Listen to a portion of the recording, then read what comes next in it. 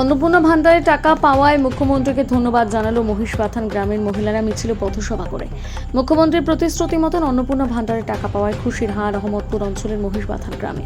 মুখ্যমন্ত্রীকে ধন্যবাদ জানালো মহিষপাথান গ্রামের মহিলারা। তারা আজ তাদের গ্রামে ভারতীয় জনতা পার্টির পতাকা হাতে নিয়ে স্লোগান নিয়ে মুখ্যমন্ত্রীকে সাধুবাদ জানালেন।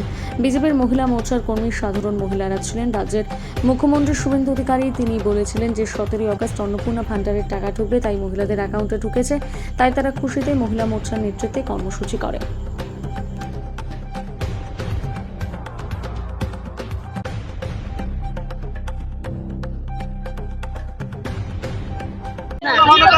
হ্যাঁ পেয়েছি। শুভেন্দু অধিকারী হলো ধন্যবাদ। আমরা সবাই খুশি। রূপালী বিশ্বাস। হ্যাঁ, টাকা ঢুকেছে। কি বলবেন মুখ্যমন্ত্রীকে? ধন্যবাদ জানাবো। কি নাম আপনার? সুজাতা দাস। টাকা ঢুকেছে? ঢুকেছে। কি বলবেন মাননীয় মুখ্যমন্ত্রীকে? ধন্যবাদ। আমরা খুশি হয়েছি। খুশি হয়েছে? হ্যাঁ, খুশি হয়েছি। কি নাম আপনার? আমার দোষা দাস। কি বলবেন মাননীয় মুখ্যমন্ত্রীকে? আমরা মাননীয় মুখ্যমন্ত্রী শুভেন্দু অধিকারীকে এইটাই বলবো, সে সাধু সাধু সাধু সাধুবাদ জানাই।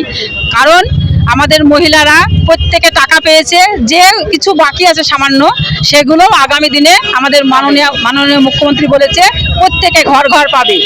তাই প্রত্যেকে আমরা মুখ্যমন্ত্রীকে কুর্নিশ জানাই, সাধুবাদ জানাই। আপনার পরিচয়?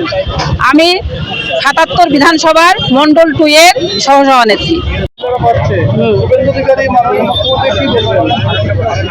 মাননীয় মুখ্যমন্ত্রী যে কথা দিয়েছিল মহিলাদের, যে আমরা সরকারে আসলে তোমাদের ৩,০০০ টাকা করে দেব, সেটা দিয়েছে। মুখ্যমন্ত্রী কথা রেখেছে আমাদের।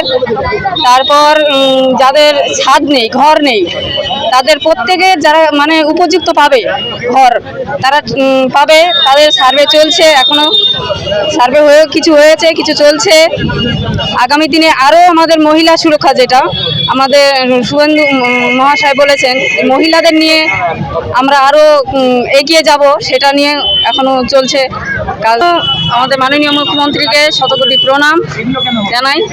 আপনার পরিচয়? আমার নাম মামনি দাস, মন্ডল 2 এর করিমপুর মন্ডল 2 এর সভানেত্রী, মহিলা মোর্চার সভানেত্রী।